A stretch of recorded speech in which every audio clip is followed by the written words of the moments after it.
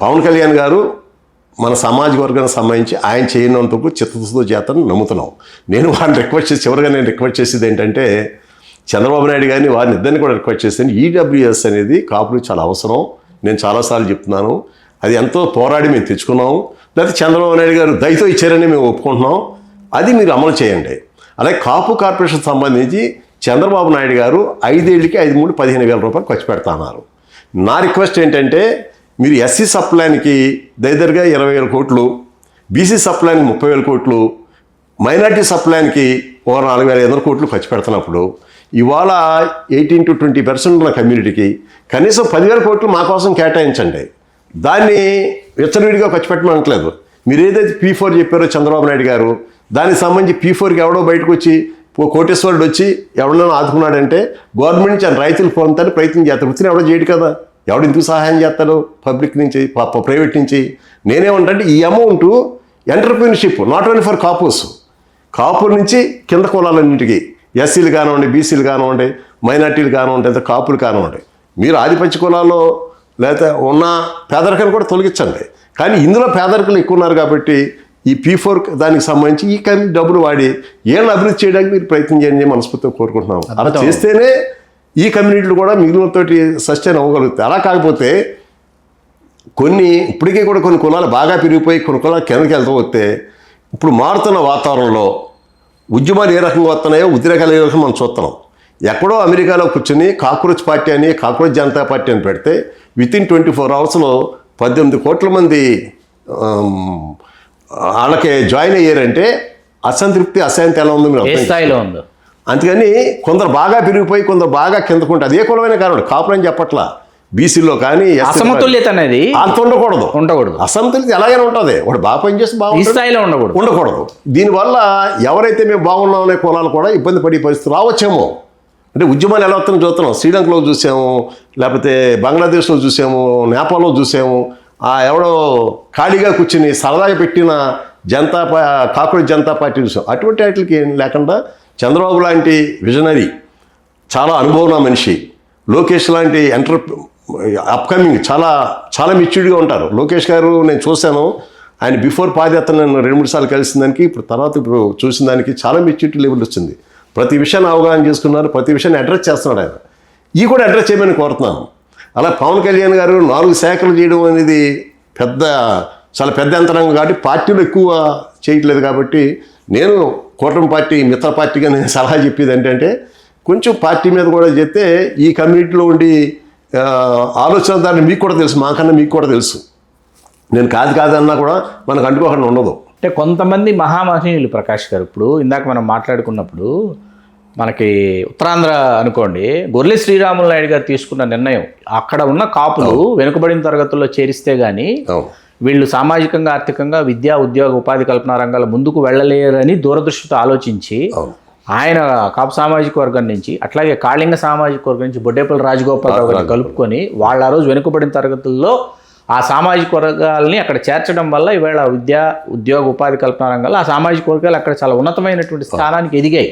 వెనుకబడిన తరగతుల జాబితాలో చేర్చడం వల్ల బీసీ గ్రూప్ డి అవ్వచ్చు. కాకపోతే కాళింగుల్ని ట్రైబ్గా చూపించి బొడ్డేపల్లి రాజగోపాలరావు గారు బీసీ గ్రూప్ ఏలో చేర్చడం వల్ల వాళ్ళు ఎక్కువ ఫలాలు అందుకున్నారు. దానిని మనం కాదనలేము. అయితే ఇప్పుడు ఇక్కడ ఇన్ని దశాబ్దాలు గడిచిన వెనుకబడిన తరగతుల జాబితాలో చేర్చేటటువంటి అంశం ఈ సామాజిక వర్గాన్ని ఏదైతే ఉందో అది పవన్ కళ్యాణ్ గారు ఉన్నారు కాబట్టి కూటమిలో పొత్తు ధర్మంలో భాగంగా ఇవాళ ఈ సామాజిక వర్గానికి సంబంధించి ఆయన ముందడుగు వేయాలని సామాజిక వర్గం నుంచి ఒత్తిడి వస్తుంది. చంద్రబాబు నాయుడు గారు ఎక్కడ ఈ సామాజిక వర్గాన్ని వెనుకబడిన తరగతుల్లో చేరిస్తే ఇతర వెనుకబడిన తరగతులతో ఎక్కడ తనకి తల బొప్పిగెడుతుందని ఆయన ఆలోచిస్తారు. ఆయన తాత్సారం చేసేటటువంటి తాత్సారం ఆ రాజకీయం అట్లాగే కొనసాగుతుంది.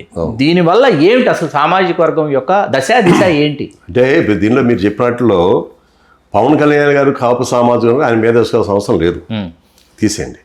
అలాగే చంద్రబాబు నాయుడు గారు మీరు చెప్పిన ఆలోచన ఒకవేళ ఉంటే అది కూడా తప్పు. ఎందుకంటే దీని బూచిగా చూపించడానికి ఇతర కులాలు ప్రయత్నం చేస్తున్నా. కానీ ఇప్పుడు ఈడబ్ల్యూఎస్ యాక్ట్ నేను చదివాను, దాంట్లో స్పష్టంగా ఇచ్చింది ఏంటంటే కాపు కమ్యూనిటీకి సంబంధించి ఎడ్యుకేషన్ అండ్ ఎంప్లాయ్మెంట్కి మాత్రమే వర్తిస్తుంది 5%. ఇందులో పొలిటికల్ ఇది లేదు. అలాగే జీవోలో కూడా అది ఇచ్చారు. కాబట్టి బీసీ సోదరులు అందరూ ఏం ఫీల్ అవుతున్నారంటే పొలిటికల్ లేదా రిజర్వేషన్ కూడా వస్తే కనుక కాపులు సంఖ్యాపరంగా ఎక్కుంటారు కాబట్టి అన్ని చోట్ల వాళ్ళే వచ్చేస్తారని మాకు అన్యాయం జరుగుద్ది అంటున్నారు. దీనిలో పొలిటికల్ రిజర్వేషన్ అందులో ఎందుకని పొలిటికల్ మనకి 72 నుంచి కూడా ఏబిసిటీ గ్రూప్ రిజర్వేషన్స్ అమలైతే పొలిటికల్ రిజర్వేషన్ 82లో కాంగ్రెస్ పార్టీ ఫస్ట్ ఇంప్లిమెంట్ చేస్తే తెలుగుదేశం పార్టీ వచ్చారు. రామారావు గారు 25%, 27% ఇచ్చి ఆయన 86 నుంచి పెట్టాడు ఇది. సో ఈ ఏబిసిటీ రిజర్వేషన్కేనే education and employment reservation political సంబంధం లేదు. ఇది వేరు అది వేరు. ఇప్పుడు బీసీ సోదరులు ఏమనుకుంటున్నారంటే ఇది కనిపించేస్తే కనుక మాకు అన్యాయం జరుగుద్ది అంటున్నారు. అది నిజమే. ఎందుకంటే మీరు ఇందాక లెక్కలు చెప్పారు, అనంతపూర్ నుంచి మీరే తోపులు కాదు మేము కూడా ఇంతమంది శ్రీకాకుళం దాకా.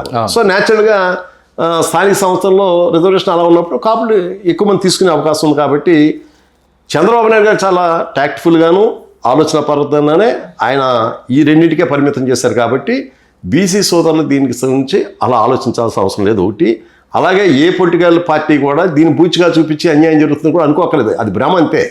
అది కేవలం అలా ఉండదు. ఎందుకు చెప్తున్నానంటే ఇప్పుడు మొన్న ఎన్నికలు జరిగినప్పుడు కొన్ని సామాజిక వర్గాలు కలవో అది ఈ సమాజం ఉండి ఆ సమాజం కలవదని చెప్పారు. మరి 90%, 95% కాపులు ఎలా చేశారు?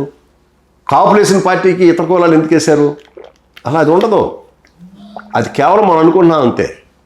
అందుకని చెప్పేసి దాని గురించి అసలు ఆలోచించాలని పని లేదు. అలాగే ఇతర కులాలకు సంబంధించిన అసలు భయపడాల్సిన అవసరం ఎందుకు భయపడక్కర్లేదంటే కాపులకు ఇచ్చే రిజర్వేషన్లో రెగ్యులర్గా ఉన్న రిజర్వేషన్ కాకుండా వేరుగా వచ్చి ఈడబ్ల్యూఎస్ ఇస్తున్నారు కాబట్టి దాంట్లో వాళ్ళు ఎవరు భయపడాల్సిన అవసరం లేదు. అలాగే ఇప్పుడు చంద్రబాబు నాయుడు మీరు పవన్ కళ్యాణ్ గారు చెప్పారు. పవన్ కళ్యాణ్ గారిని మేము రిక్వెస్ట్ చేసేది ఏంటంటే మీరు డిప్యూటీ సీఎంగా ఉన్నారు, ఓ మంత్రిగా ఉన్నారు కాబట్టి ఓ పార్టీ అధ్యక్షుడిగా ఉన్నారు కాబట్టి ఓ 20% ప్రజలున్న ఈ సామాజిక వర్గాన్ని న్యాయం జరుగుతుంది కాబట్టి ఆ రకంగా అడ్రస్ చేయమంటున్నాం. చంద్రబాబు నాయుడు గారిని మేము కోరేది ఏంటంటే మీరు ఏదైతే ఇచ్చారో ఇప్పుడు మా పోరాటం బట్టి ఇవ్వలేకపోయి మీరు సాధారణంగా ఆలోచించి కాపులకు నిజంగా అన్యాయం జరుగుతుంది, కాపులు ఈ రకంగా ఉన్నారు వాళ్ళకి ఏదో చేస్తే బాగుంటుంది అన్నారు కాబట్టి అది మీరు అమలు చేయాల్సిన బాధ్యత కూడా మీ మీద ఉందని నేను గుర్తు చేస్తున్నాను. మీరు చేస్తే వాళ్ళకే పోనీ నేను అడిగిన 10,000 కోట్లు కాకపోతే మీరన్న 5 ఏళ్ళకి 15,000 కోట్లు కాకుండా కనీసం సంవత్సరం 5,000 కోట్లు ఇవాళ ఈ బడ్జెట్లో అది పెద్ద అమౌంట్ కాదు. ఇప్పుడు విషయం ఏంటంటే దీన్ని గందరగోళం చేస్తున్నారు. ఇప్పుడు ఇంత బడ్జెట్లో ఒక ఆంధ్రప్రదేశ్ రాష్ట్రానికి సంబంధించి ఉన్న బడ్జెట్ కన్నా కూడా మనం విడిపోయిన తర్వాత అంతంత బడ్జెట్ మనకు వచ్చేసింది. ఈ బడ్జెట్లో 5,000 కోట్లు సంవత్సరానికి పెద్ద ఇష్యూ కాదు, ఒక పెద్ద కమ్యూనిటీని అడ్రస్ చేయడానికి. అందుకే ఆ మాదిరి ఆలోచన చేయమని చెప్తున్నాం. అలాగే నేను జన సైనికులు కానీ లేకపోతే కార్యకర్తలు కానీ లేకపోతే తెలుగుదేశం పార్టీలో కాపులు కూడా మనవి చేసేది ఏంటంటే తెలుగుదేశం పార్టీలో ఉన్న కాపులు చాలా అసంతృప్తితో ఉన్నారు. ఎందుకంటే కొన్ని పేర్లు కూడా అనుకున్నాం మనం. వీళ్ళందరూ నిజంగానే చాలా ఆనెస్ట్గా పనిచేశారు. వాళ్ళందరికీ న్యాయం చేయడానికంటే ఇన్ని పదవులు ఉండవు కాబట్టి ఈ పంచుకోవడంలో అన్యాయం జరుగుతుంది. కానీ అయినప్పుడు కూడా చంద్రబాబు నాయుడు గారు తప్పనిసరిగా తెలుగుదేశం పార్టీ ఉన్న కాపులకు సంబంధించి కూడా ఆలోచన చేయాల్సిన అవసరం ఉంది. ఒక చంద్రబాబు నాయుడు గారు కాకపోతే అందరూ ఏమనుకుంటున్నారంటే ఇప్పుడు ఈ జరుగుతున్న ఎక్కువ అపాయింట్మెంట్లో తెలుగుదేశం పార్టీకి సంబంధించి లోకేష్ గారు యాక్టివ్ రోల్ ప్లే చేస్తారని ఎక్కువ మంది అనుకుంటున్నారు. నాకైతే తెలియదు కానీ ఇవన్నీ కూడా ఎక్కువ లోకేష్ గారే చూస్తున్నారని ఎక్కువ అనుకుంటున్నారు. కాబట్టి లోకేష్ గారు కూడా మనసు పెట్టాల్సిన అవసరం ఉంది. ఎందుకంటే ఇంత పెద్ద కమ్యూనిటీని అడ్రస్ చేసేటప్పుడు తప్పనిసరిగా కొంత ఉదారంగా ఉండాల్సిన అవసరం ఉంది. వాళ్ళకి ఎక్కడ జరిగింది అనేది. ఇంకా గతంలో ఇంకొక మాట చెప్పుకోవాలంటే 2019 జగన్ పార్టీ దగ్గర 36 సీట్లు కాపులకు ఇచ్చారు. 6 ఎంపీ సీట్లు ఇచ్చారు. అదే జగన్మోహన్ రెడ్డి గారు 14 19కి వచ్చేటప్పటికి అది 33కి తగ్గింది. ఎమ్మెల్యేలు ఎంపీలు వచ్చి 3కి తగ్గింది. తర్వాత కొంచెం తగ్గించారు కానీ ఇప్పుడు కూడా సంఖ్యాపరంగా తెలుగుదేశంతో కంపేర్ చేస్తే చాలా ఎక్కువ ఇచ్చారు. తెలుగుదేశంతో పోలిస్తే చాలా ఎక్కువ ఇచ్చారు. అయినప్పటికి కూడా ఓడించారు. అయినప్పటికి కూడా జరుగుతున్న పరిణామంలో ఓ సోషల్ రెస్పాన్సిబిలిటీగా కాపులందరూ ఏకగ్రీవంగా పవన్ కళ్యాణ్ గారు లీడ్ తీస్తున్న ప్రకటన కాపులు కూడా ఆలోచించి ఈ కమ్యూనిటీ ఏకమొత్తంగా ఇప్పుడున్న పరిణామంలో చంద్రబాబు నాయుడు గారి నాయకత్వంలో రాష్ట్రం బాగుపడుతుంది, అందరికీ బాగుంటుందని ఉద్దేశంతో చేశారు. కాబట్టి ఆ మాదిరి కూడా మీరు ఆలోచించాల్సిన అవసరం ఉంది. ఇప్పుడు మా మీద సింపతితోడే కాదు, మేము బాధ్యతాయుతంగా వ్యవహారం చేసినప్పుడు మమ్మల్ని కూడా బాధ్యతగా మీరు తీసుకోవాలి కదా అంటున్నాను. తీసుకుని కొంచెం న్యాయం చేయమని కోరుతున్నాను. కాబట్టి ఈ పార్టీ కాపులు ఇందులో పెద్దగా మనం గందరగోళం పడాల్సిన అవసరం ఏం లేదు. మనకున్న అవకాశాలు కొన్ని అవకాశాలు తగ్గుతాయి, పెరుగుతాయి. ఓవరాల్గా చెప్పేది ఏంటంటే ఇతర కమ్యూనిటీతో మనం